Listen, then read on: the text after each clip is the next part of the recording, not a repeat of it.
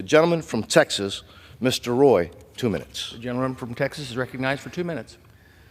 I thank my friend from Florida. I rise in support of this legislation, strongly in support of this legislation. This is legislation that will make sure our troops are paid. It will make sure that our military can continue to do its job. It will make sure that our border is secured, and it will simply return funding to the federal bureaucracy to pre-COVID levels. That's what we're talking about here.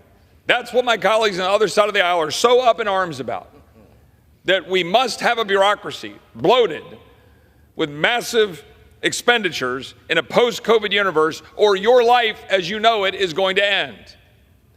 When the Declaration of Independence was written, when our unalienable rights to life, liberty, and the pursuit of happiness were drafted, those rights did not emanate from this floor.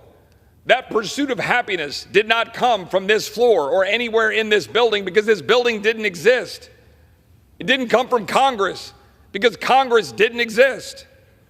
The fact is that no matter what happens heading into this weekend, whatever the result, there are 50 state governments that are continuing to operate. There are 3,000 county governments operating.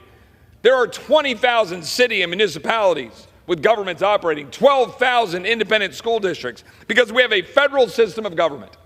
And we are supposed to take care of ourselves and our families and our communities. We are not supposed to bankrupt our country and to devalue the dollar and to drive up inflation such that the American people can no longer afford to live. And that is what my colleagues on the other side of the aisle are doing, with blank checks, with more borrowing, more taxing, more spending, destroying the future of this country.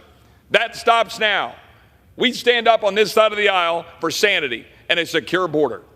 I support this legislation, and I yield back. Gentleman yields back. I reserve, Mr.